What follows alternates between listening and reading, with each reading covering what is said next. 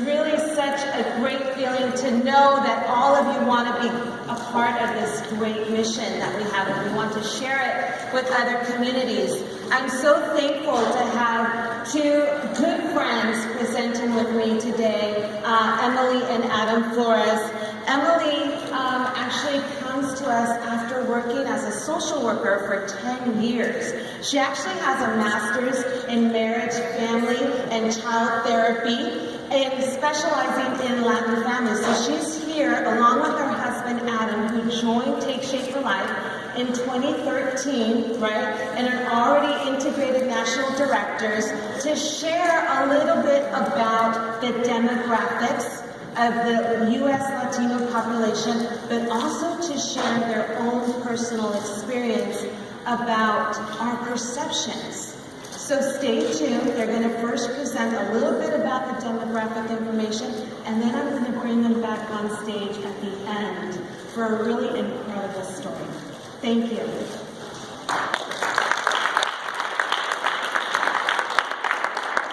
Good afternoon, everybody. Okay, good turn.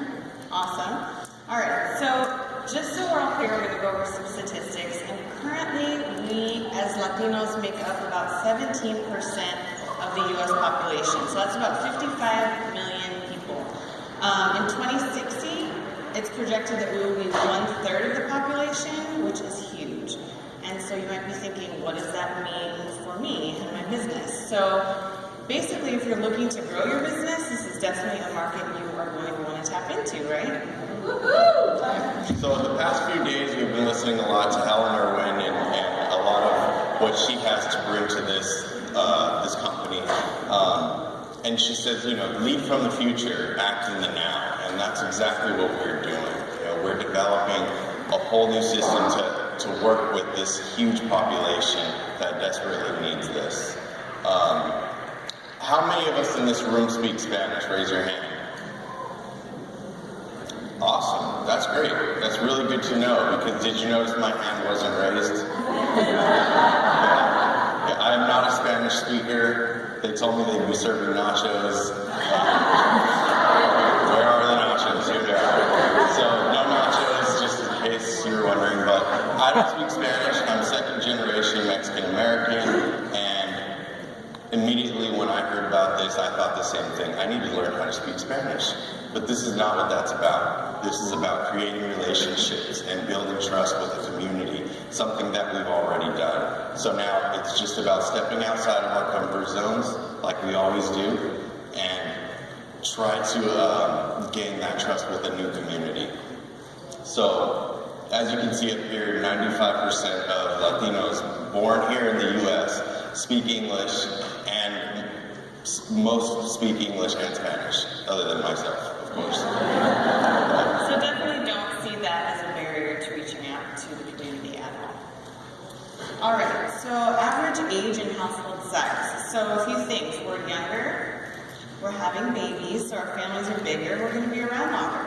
So what does that mean? It means that it looks like us, right? So this is our family. That's our son Chico, he's 3, and you've probably seen us toting Ozzy around all weekend. And, culturally speaking, family is huge. Like, there's nothing bigger than family in our culture. And, when we did this program 3 years ago, we did it purely to lose weight. I was on maternity leave, I had to lose baby weight, and that's all I saw this as. I had gone to school for so long to be in the profession I was in. I just figured, I really liked the work. I worked with adolescents, either in foster care or juvenile justice. It was really intense work, but I was really good at it, and I loved it. But then I became a mom, and everything changed. Like, just your priorities shift, right? And so I just remember looking at Chico, my oldest, when he was little, and just crying. Because I thought, how am I supposed to go back to work? How am I supposed to leave this baby with someone else? Like, I just could not fathom it. And, I was on crisis calls 24/7, and, I'd have to leave at 3 in the morning to go hospitalize someone. And I just knew I couldn't, my life was out of balance. And having a kid made me realize how out of balance my life was. And so, grateful that my health coach threw it out there. Like, this could be something awesome for you, because it's nothing that I would have ever seen myself doing. And so, I started first coaching, and within less than 2 months, I had matched my salary working full-time as a therapist, and I was like, this is awesome. The possibilities are endless. We started dreaming again. Things just, the clouds parted. It was like, this is unreal. Things really started to change for us. I remember, when I first started coaching, I would have never thought that I'd like being a stay-at-home dad or work-at-home dad, because, come on, really? But it was I love being around my kids. I didn't have a father figure growing up, and I want to be there for everything.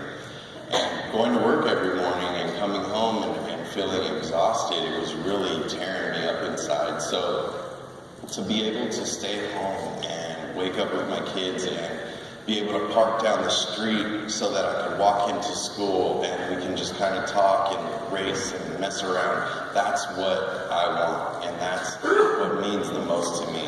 And something like that, family, is just a huge, huge value that we hold very highly within our community. Yeah.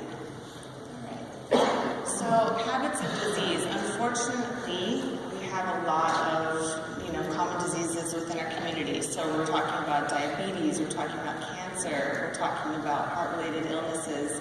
I've lost countless family members to all of those, and we desperately need this in our community. This is a huge need. We need help.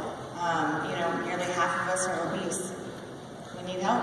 Yeah, and it's just become the norm. I have aunts and uncles diabetic, and it's just, my diabetes is getting worse, or my insulin's getting bumped up. I'm on some more high blood pressure medication, and it's just kind of where you're. There's a lack of knowledge. There's just a lack of information, a lack of knowledge, and just know that we all have it, right? We have the knowledge, we have the tools. We just need to share. I know for myself. I'll tell you a little bit about myself and my story. When we did this program a couple years ago, I lost about 50 pounds. And before that, so about 6 years, a little over 6 years ago, I was at a crossroads in my life where I was really struggling with drug and alcohol abuse. And it was something that runs rampant in my family for generations. And, I just decided I needed to stop. I couldn't keep going on like that. So I stopped. Not like it was that easy. But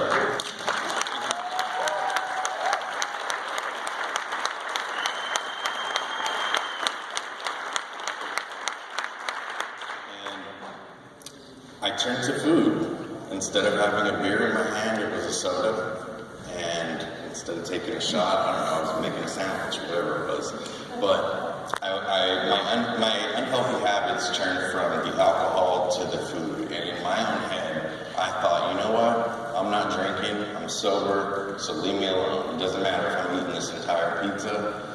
I'm not drunk. So hey, better for everybody, right? But that was how I was conditioned, and that's what was normal to me. And I just saw myself getting bigger and bigger, and my shirt size was getting bigger, and I was getting sweatier, and I was just unhappy. And I was getting more and more worried, because here I am pregnant with our first child. I'm thinking, gosh, how long is he going to be here to enjoy our family that we're creating? And I had no idea what to do. I thought eating a salad, okay, with our dinner was the right, we're healthy, we eat salad 3 times a week, but, I didn't know there was a way out. So this really provided us a way out that was easy, convenient, and it just made so much sense. Yeah. All right, so right now we are going to toss it back to Graciela.